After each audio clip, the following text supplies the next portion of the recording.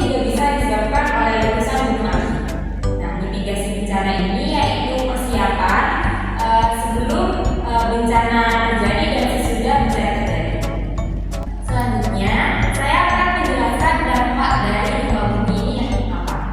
Yang pertama, terdapat dampak fisiknya yaitu bangunan banyak yang hancur atau roboh, lalu karena longsor akibat bencana, ada jatuhnya korban jiwa, permukaan tanah menjadi mangkrak, retak dan jalan menjadi putus, lalu banjir karena rusaknya tanggul, dan gempa dasar laut dapat menyebabkan tsunami. Yang kedua, dampak sosial yaitu menimbulkan kemiskinan, kelaparan, menimbulkan penyakit. Lalu bila pada skala yang besar dapat menimbulkan tsunami yang besar, bisa menimbulkan politik, sistem ekonomi dan lain sebagainya. Nah, lalu bagaimana cara mengatasi dampak fisik tersebut? Yang pertama yaitu sebelum bencana, apa saja yang perlu disiapkan? Yaitu hindari menetap di atas atau di bawah tebing. Karena yang pertama risiko longsor atau tanah yang runtuh. Kedua, bahaya batu yang jatuh. Lalu risiko guguran tebing. Yang keempat, potensi banjir atau genangan dan akan kesulitan saat evakuasi. Selanjutnya yaitu siapkan tas siaga bencana. Tas siaga bencana ini sangat penting karena beberapa alasan. Yang pertama, persiapannya darurat dan yang cepat saat bencana terjadi. Waktu evakuasi bisa sangat singkat.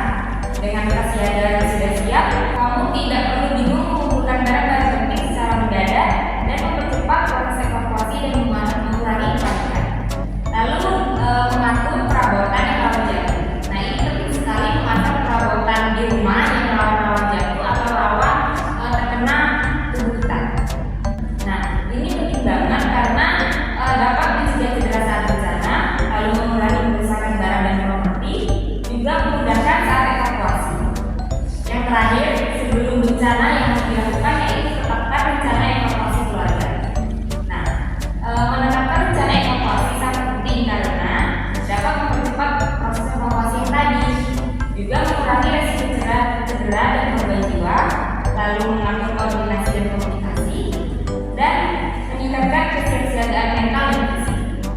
Selanjutnya, apa yang perlu dilakukan saat bencana terjadi? Yaitu mengikuti rambu-rambu keselamatan. Yang pertama, kita harus tahu rambu-rambu keselamatan itu apa saja.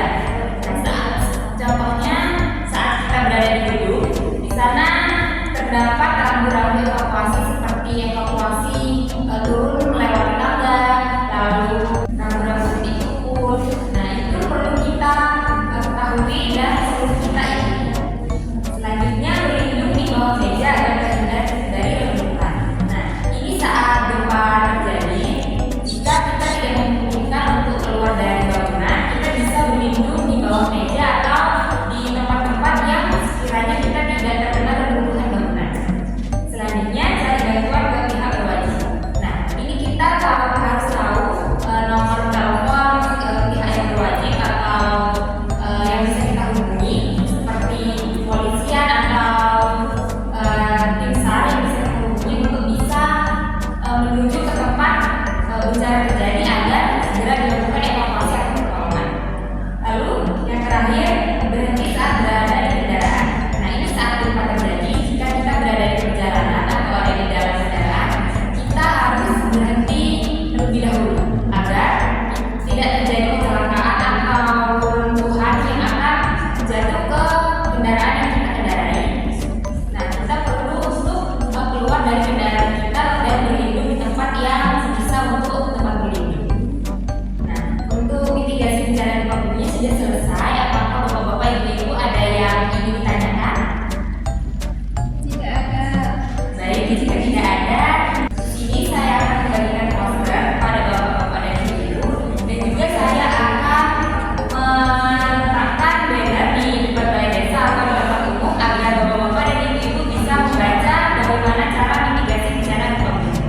Sekian, terima kasih. Assalamualaikum warahmatullahi wabarakatuh. Waalaikumsalam warahmatullahi wabarakatuh.